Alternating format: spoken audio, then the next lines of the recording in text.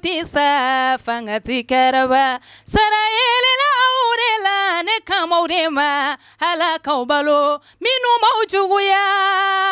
kuka juguya to minu baukoniya aw bismillah lumière tv sanfɛ min bɛ se ka to aw bi kunnafoni ɲuman a jelen a sɛnsɛnlen nɔgɔ yɛrɛ tɛmɛna o de lumière tv ka kunnafoni ye an ka wulikajɔ o de ka kunnafoni ɲuman ɲini su ani tile k'a la fara ɲɔgɔn kan k'a d'aw ma bamananw kuma don adamaden kɔnɔ bi fa kunnafoni cɔrɔ cogo ɲuman kama hakili ka fa kama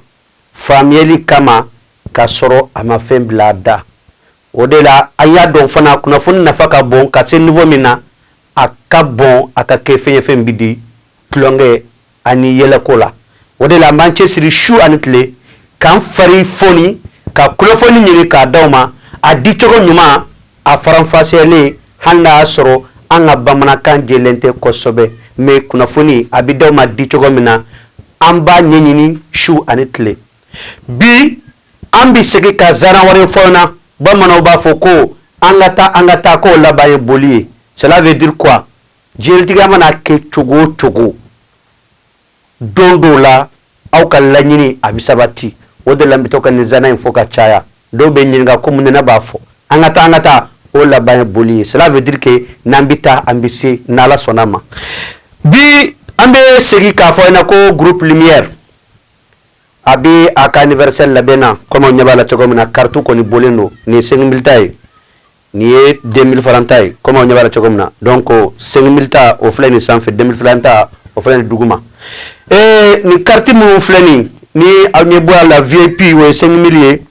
donc min ti VIP ye n'o ye minnu bɛ sigi kɔfɛ olu ta ye 2000 francs ye donc a y'aw jija aw ka na groupe lumière ka siège la ou bien aw ka aw to aw sigiyɔrɔ la ka weli ka an ka numéro la numéro minnu bɛ sɔrɔ an ka plateforme sanfɛ min bɛ se ka to kunnafoni aw bɛ se ka sɔrɔ carte ko in nka donc a bɛ yan a caman ba pour que aw ka se ka a ta ka nimisiwasa donc a ya depuis maintenant a ya réservation ka ya numéro wele pour que aw ka se ka réservation ko donc carte kɔni bɛ yan nɔ a baw ka bila la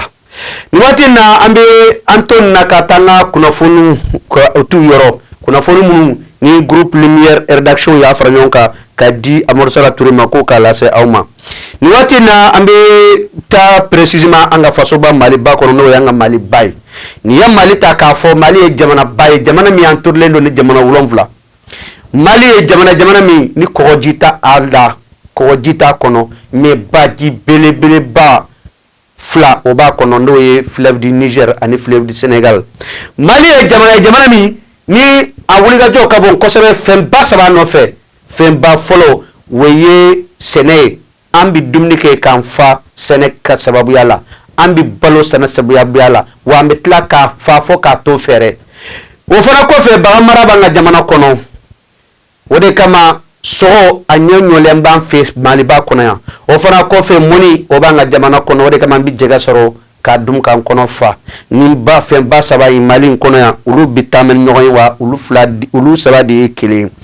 an bɛ taa précisément ne bɔra ka min fɔ sisan n'o ye fɛnba fɔlɔ o de ye a bɛ fɔ min ma ko précisément sɛnɛ n'i y'a ta k'a lajɛ ɲinan san 2025 ka taa bila san 2026 o kɔni campagne agricole e ko a kelen tɛ ka kɛ fɛn ye fɛn min ni mɔgɔw bɛ ka u yɛrɛ ɲininka k'a ka suma kojugu a kɔni daminɛni a tɛ kama nisɔndiya fɔlɔ dɛ n'i ye ta k'a lajɛ n'i ye Mali ta k'a lajɛ Mali ye yɔrɔ min ka bon kosɛbɛ a kɔrɔnfɛla de ka bon ni a fan tɔ bɛɛ ye mais ka daminɛ kɔrɔnfɛ kana bila i n'a fɔ centre la n'o ye cɛmancɛ yɔrɔ ye i bɛna ye k'a fɔ ko sɛnɛ kɔni a gɛlɛyalen bɛ nin waati ninnu na san o san a ko ma nɔgɔn parce que sanji tɛna ka caya kuma tɛ ɲina lakanabaliya fana kelen bɛ ka sen dɔ la o de la jamanadenw minnu bɛ o yɔrɔ ninnu na kɔni u bɛ la ka cri de cœur kɔni lancer ko jamana marabaaw ka fɛɛrɛ bɛɛ kɛ min bɛ se k'a to sanji ye Ala ta ye o b'a lana waati min ka d'a ye mais lakana o y'an yɛrɛ ka wulikajɔ n'an ka baaraw bɛ se k'an dɛmɛ o la ka fara masalaw ta la ka dɛmɛ kan o bɛ se k'an bali fɛn caman ma o de la ni jamanaden ninnu kɔni u bɛ ka wulikajɔ kɛ min bɛ se k'a to u bɛ se ka sɛnɛ kɛ cogo min na wa u b'a ɲini jamana marabaaw fɛ k'olu dɛmɛ lakanako sira fɛ sanjiko o b'a ala bolo o sigilen bɛ ka a kɔnɔ n'i ye nin zone ninnu ta k'a lajɛ zone damadɔ bɛ yen o kɔni o setilen bɛ n'i y'a ta k'a lajɛ Tombouctou ale gɛlɛya bɛ a yɔrɔ ninnu caman na n'o ye a maraw ye Tombouctou maraw i n'a fɔ a cercle n'a commune o fana kɔfɛ n'i ye a ta k'a lajɛ Mopti fanfɛla fana gɛlɛyaw bɛ yen lakanabaliya o y'a sababu ye ani a bɛ fɔ fɛn min ma ko sanjiko o fana gɛlɛya ba a la n'i y'a ta k'a lajɛ nin yɔrɔ ninnu Mopti Banagara Bankas précisément i n'a fɔ Douanza o n'a ɲɔgɔnna caman lakanabaliya bɛ yen mais sanjiko fana bɛ yen n'i ye Tombouctou fanfɛla ta k'a lajɛ précisément Gundam n'i y'a ta k'a lajɛ ani Dire fo ka taa fara Ararus Gourma ninnu bɛɛ lajɛlen fana gɛlɛyaw bɛ yen sanjiko gɛlɛya mais lakanako siran kɛlen bɛ o de ye kosɛbɛ nin yɔrɔ ninnu na hali sisan an bɛ taa an ka fasoba Maliba kɔnɔ ka kunnafoni lase aw ma an bɛ taa précisément fɛn min ni an b'a wele jamana in kɔnɔ précisément ko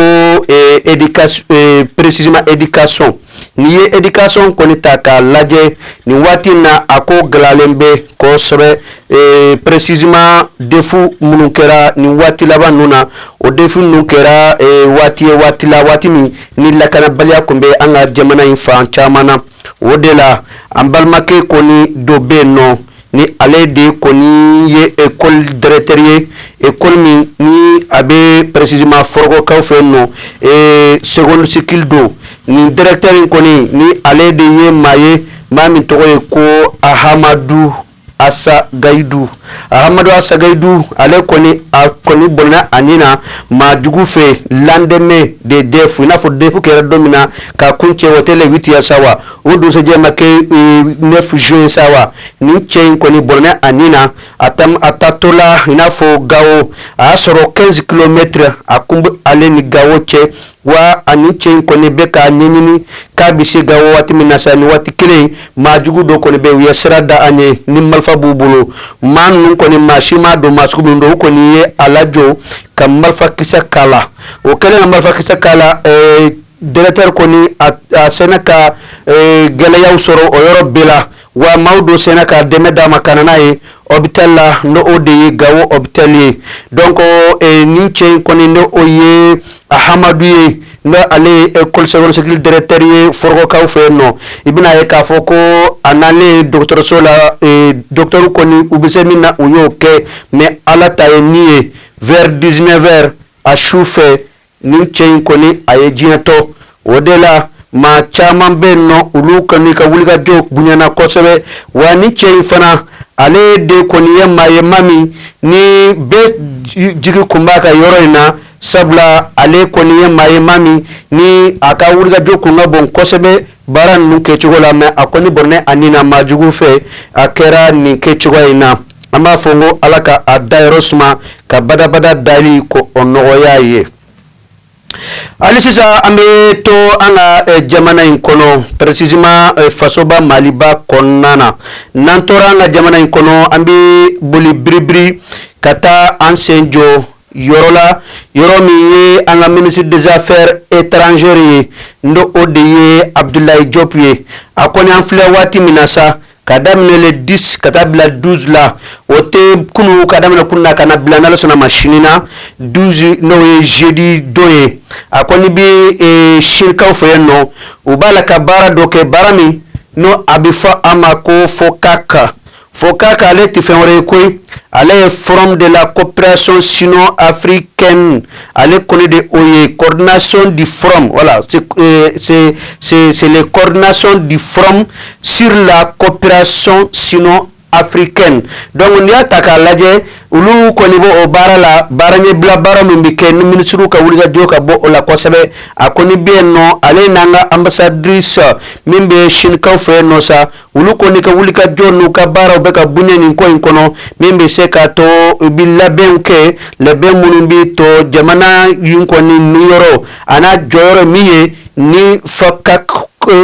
kɛnɛ in kan olu bɛ se ka fa cogoya min na jamanadenw yɛrɛ bɛ se ka nafa sɔrɔ a la cogoya min na o muso in de sani ambassadrice o tɔgɔ de ko Fatou Binta Diop n'i y'a ta k'a lajɛ u ka wulikajɔ n'u ka baara kɔni ka bon kosɛbɛ min bi se ka to lafiya ani dɛmɛ kɔni o bi se ka kɛ cogoya min na. O kɔfɛ an bi to halisa Maliba kɔnɔ fasoba Maliba ye n'i y'a ta k'a lajɛ san o san ni samiya sera gɛlɛya bi kɛ ka ɲɛsin adamadenw ma a bi fɔ fɛn minnu ma ko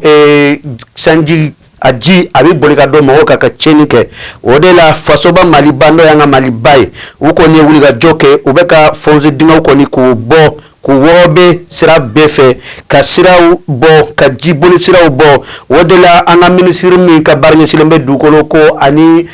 soko ni i n'a fɔ sigiyɔrɔ ko ma a kɔni y'a ɲini k'a fɔ ko maa o maa bɛ yen ko o de sigilen bɛ bada sira fɛ k'o de sigilen bɛ ko daw sira fɛ k'o de sigilen bɛ jibondo la k'o de sigilen bɛ kulu jukɔrɔ k'a k'a ka minɛnw cɛ koyi wa ko ni o dira i ma sira o sira fɛ ko anilela ko a bɔra ma wa ka ɲɛnen bɛ maa o maa bɛ yen n'o o ye gouverneur b'a préfet ye k'o sigilen bɛ yɔrɔ min na k'o ka fɛɛrɛ kɛ k'o ka o tigi kɔni ka taali ko k'o ɲɛnabɔ k'o ɲɛɲini o fana kama jamana marabaw kɔni ye wulikajɔ kɛ u b'a la ka nettoyage kɛ ka siraw jɛya ka yɔrɔw dilan o de la n'i y'a ta k'a lajɛ a wari musaka min kan ka don a la a bi caya kosɛbɛ sabula a bi taa fo 2 milliards, 6 millions n'o ye 2 milliards, 6 millions n'o ye miliyari 2 ani miliyɔn 600 kunkan fɛ a bi taa o la n'i y'a ta k'a lajɛ an bi waati min na sa an ka jamana marabaw kɔni y'a jira k'a fɔ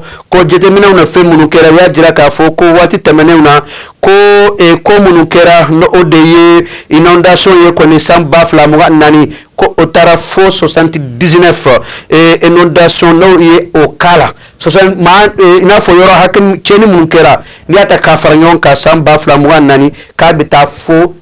siyɛn 79 la ça veut dire que le cas de inondation min kɛra an ka Bamako kɔnɔ yan précisément u t'a fɛ o ɲɔgɔnna wɛrɛ ka kɛ bilen o de kama u kɔni ye wulikajɔ ni baaraw bɛɛ lajɛlen kɛ min bɛ se k'a to nin yɔrɔ ninnu kɔni a bɛɛ lajɛlen bɛ se ka dilan cogo min na ka lafiya lase jamanadenw ma min bɛ se k'a to u kana se ka bila o gɛlɛya ninnu kɔnɔ tuguni hali sisan an bɛ a fɔ ɲɛna k'a fɔ ko fasoba Maliba u cɛsirilen don nin wulikajɔ in na nin baara in na bɛ se k'a to bɛɛ bɛ se ka lafiya n'an bɔra yen an bɛ taa Burkina Faso kaw fɛ yen nɔ n'i y'a ta k'a lajɛ maanifin dɔ kɔni bɛ yen sabula Burkina olu ka a bɛ fɔ min ma ko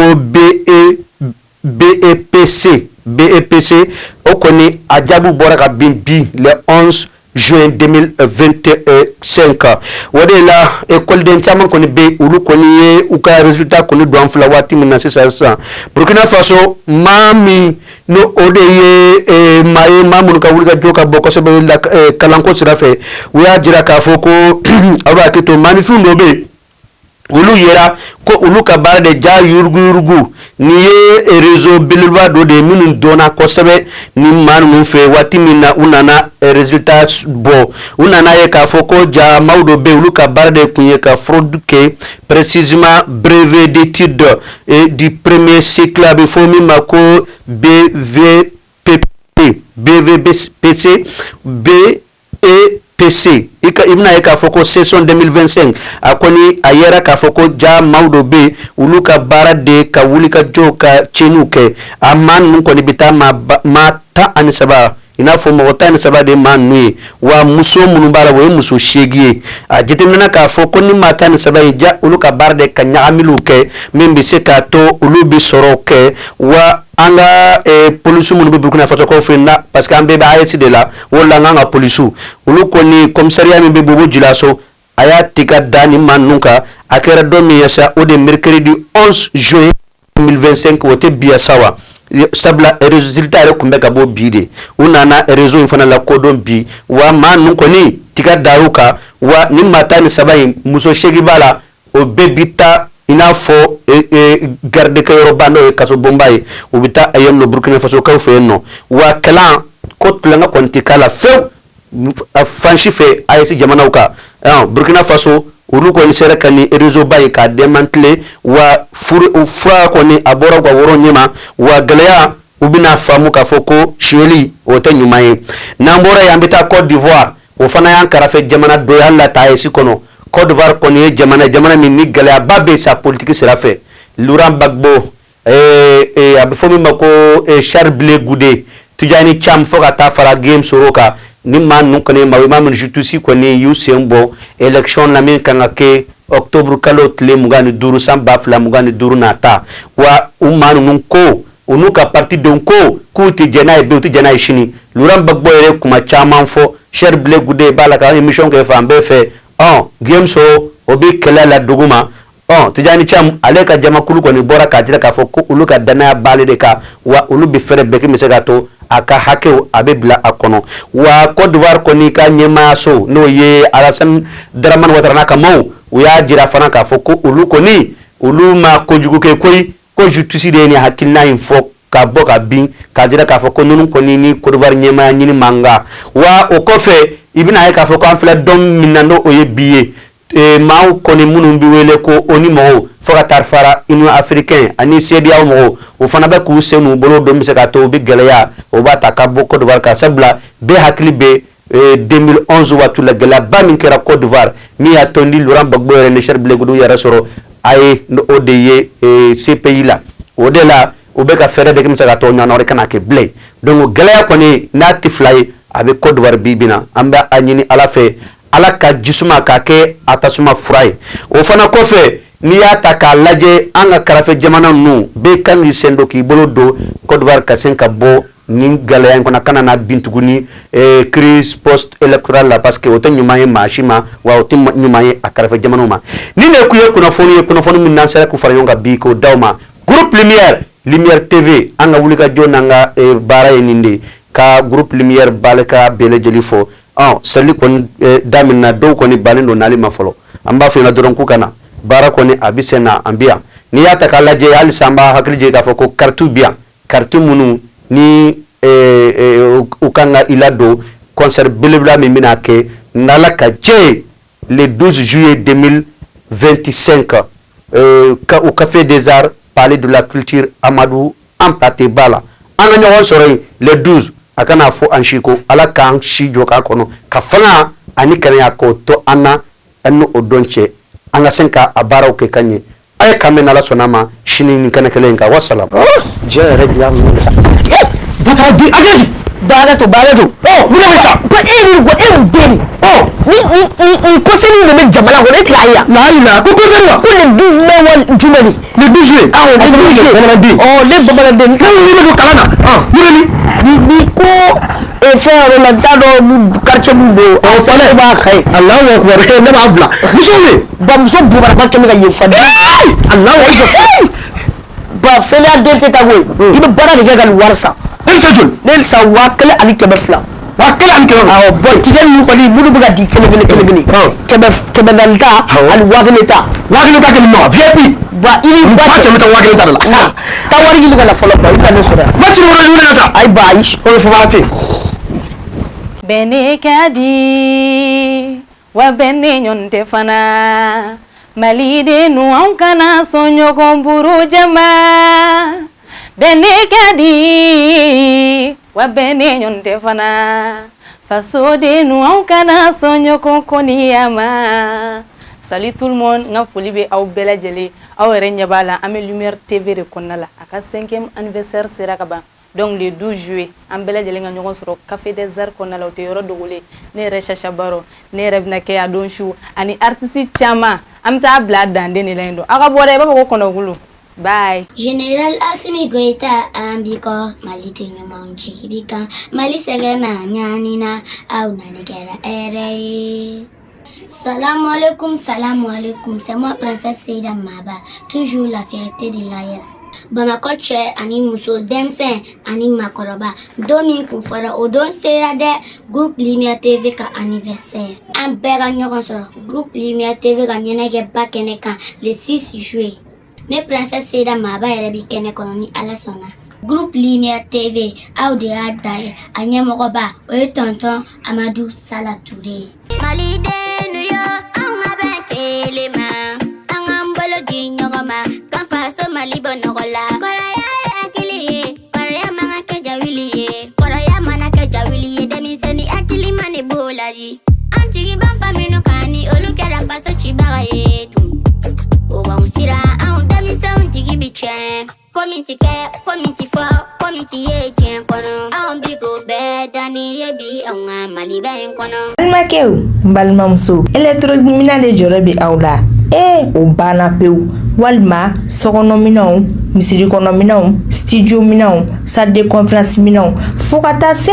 baful minaw ma mo kelempe soro kelempe hate fune dumasi chez Mamutu Traoré yele électronique aflani nibura memo sirafara la kibi yele kata centre mable fanfe yani ka fara juste ibi côté gauche laje yele électronique chez Mamutu Traoré iba soro yenno imo menacé minama amina bele jelibe inafo baful guitare lampadaire chaise micro piano bola batterie ampli microphone fota se lumière ma be kiba fe galon bonda otmana sa boli bribri e katase yele électronique chez Mamutu Traoré kayorola ni ye ɲɔgɔnmɛ bila cɛncɛn kulu sanfɛ tɛgɛ t'a yira suguni dɛ weche fune dimasi otmana sa an bɛɛ lajɛlen ka wuli ka jɔ kɛ an ka Mamutu Traoré kayoro segere yele électronique hatɛ